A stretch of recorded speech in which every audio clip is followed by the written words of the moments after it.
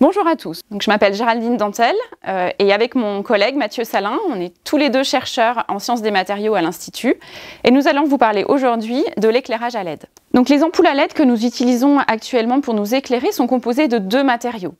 Un matériau semi-conducteur qui va être excité électriquement et émettre des photons bleus, c'est ce qu'on appelle l'électroluminescence et que vous avez vu précédemment dans l'exposition. Et un matériau inorganique qu'on dépose sur ce semi-conducteur qui va lui avoir la capacité d'absorber une partie des photons bleus émis par le semi-conducteur et émettre de la lumière jaune. C'est un processus de photoluminescence. Le bleu du semi-conducteur et le jaune émis par le matériau inorganique va conduire à la lumière blanche que nous utilisons. Une des pistes d'amélioration, c'est d'augmenter l'efficacité lumineuse des LED, c'est-à-dire d'améliorer le rendement de conversion entre l'énergie électrique injectée dans le dispositif et l'énergie lumineuse qui en ressort. Les matériaux utilisés, et en particulier le semi-conducteur, ont des indices de réfraction élevés qui vont conduire en fait à piéger la lumière. C'est-à-dire que la lumière va rester dans le matériau et ne sort pas du dispositif. Alors, je voudrais vous montrer une petite manip en utilisant juste une lame de verre qui a aussi un indice de réfraction plus élevé en tout cas que l'indice de réfraction de l'air. Et si on injecte une lumière dans cette lame de verre, elle ressort de l'autre côté de la tranche, c'est-à-dire qu'elle va être guidée, elle va rester dans la lame de verre et ressortir de ce côté-là. Elle n'est pas finalement émise vers l'utilisateur.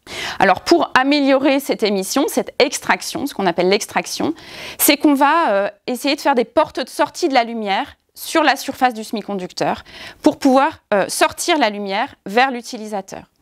Et donc, ces portes de sortie, c'est ce qu'on appelle une structuration.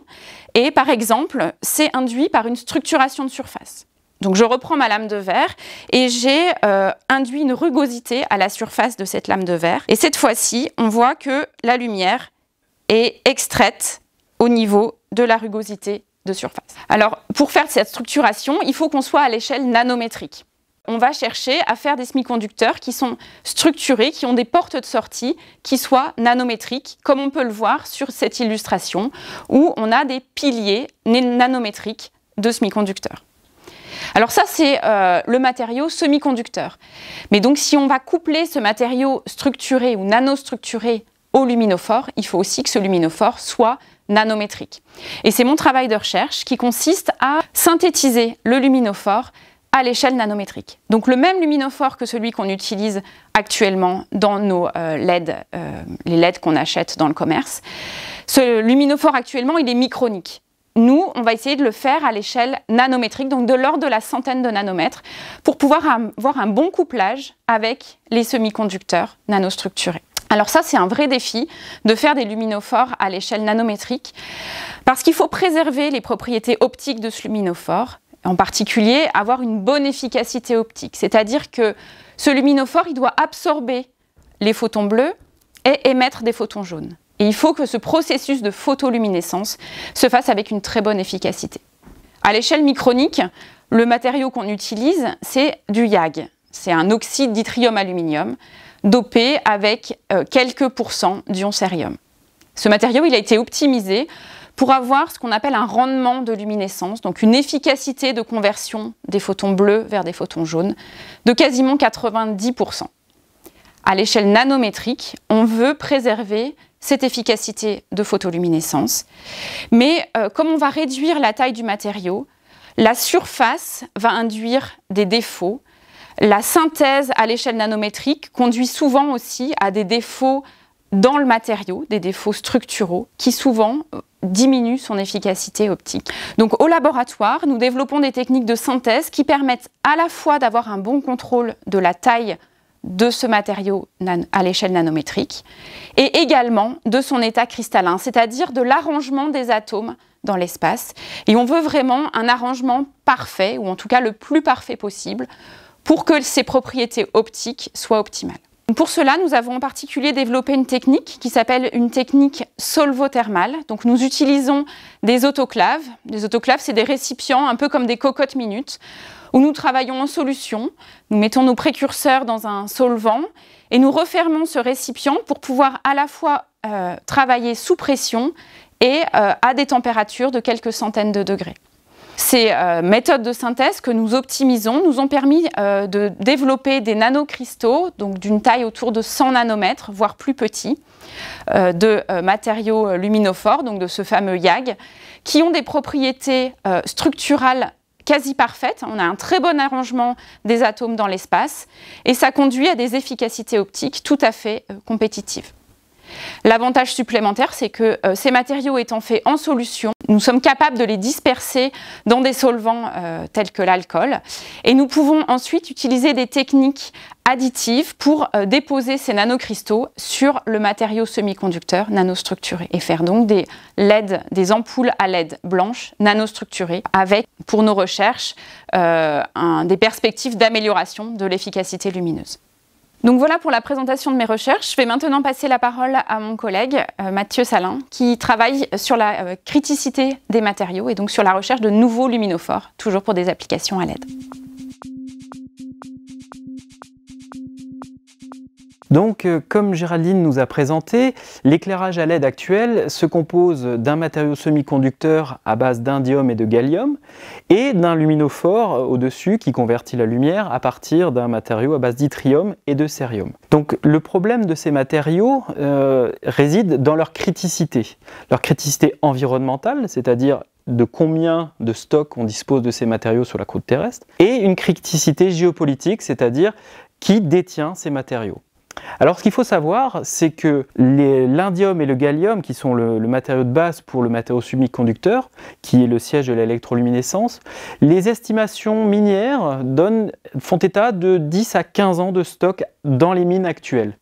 Ça veut dire qu'on n'est pas sur des ressources totalement illimitées. De plus, il faut savoir aussi que les terres rares, donc le cérium et l'yttrium, qui sont utilisés pour le luminophore, ces terres rares les stocks de terres rares actuels sont détenus à 99% par la puissance chinoise. Donc c'est un problème pour nos économies occidentales, puisque nos ressources sont conditionnées au bon vouloir des autorités chinoises. Donc notre travail ici, enfin mon travail ici à l'Institut Néel, est de développer d'autres luminophores qui vont convertir la lumière, donc qui font de la lumière blanche, à partir de matériaux abondants et aussi recyclables.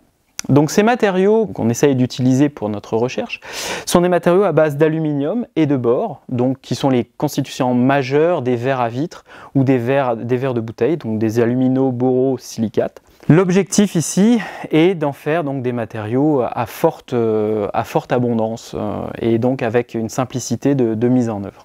Donc, je vais vous introduire donc cette recherche sur ces matériaux abondants qui génèrent de la luminescence. Donc, avant toute chose, je tiens à vous préciser que cette recherche n'a pas été faite dans un cadre très classique comme on l'entend dans la recherche, c'est-à-dire qu'on a une idée sur un matériau et une application.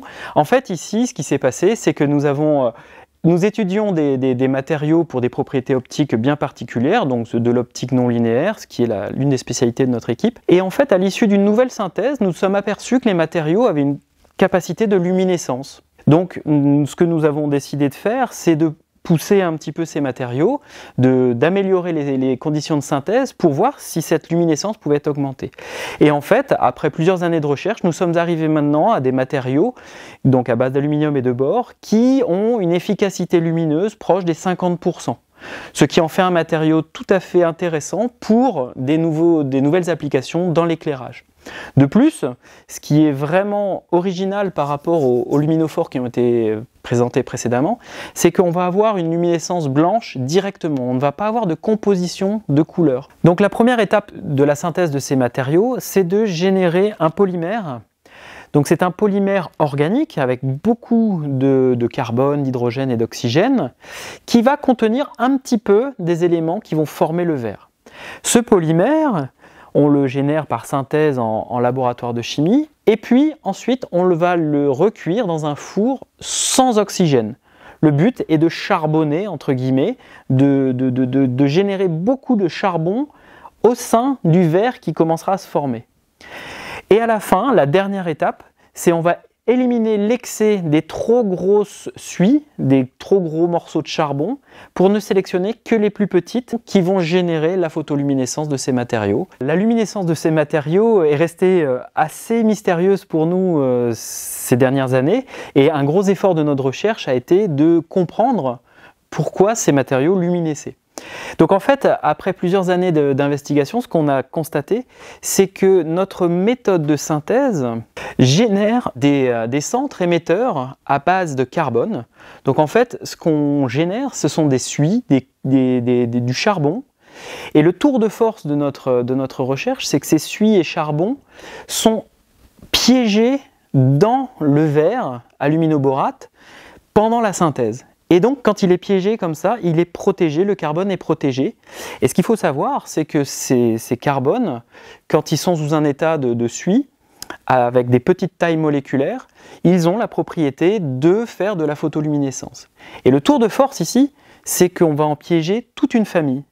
Et toute cette famille va couvrir tout le spectre du visible. On va avoir des petites molécules qui vont émettre du bleu, des plus grandes qui vont émettre du vert, des plus grandes qui vont émettre du jaune. Et tout ce cocktail de molécules organiques va générer une luminescence blanche, piégée et bien protégée dans notre verre d'aluminoborate.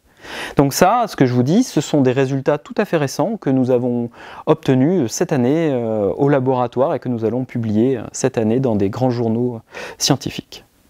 À l'issue de cette vidéo, vous avez pu voir qu'à l'Institut Néel, dans l'équipe Optima, optique et matériaux, nous avons donc développé deux familles de luminophores qui prennent le relais des luminophores actuels. Donc une génération de matériaux donc, qui est l'aboutissement des générations actuelles, donc à base d'yttrium, aluminium et de cérium, à l'échelle nanométrique pour s'adapter aux nouveaux semi-conducteurs sous forme de nanobâtonnets. Et je vous ai présenté donc la nouvelle génération, la future génération de luminophores, donc qui, elle, a pour but de substituer les matériaux critiques, donc critique environnementale, criticité environnementale ou criticité géopolitique. L'objectif étant d'en faire un matériau neutre, entre guillemets, économiquement et environnementalement. Donc je vous ai présenté comment il fonctionnait, comment on imagine qu'il fonctionne. Eh bien, merci beaucoup d'avoir visionné cette vidéo sur les activités de recherche de nouveaux luminophores à l'Institut Néel et à bientôt sur notre chaîne YouTube.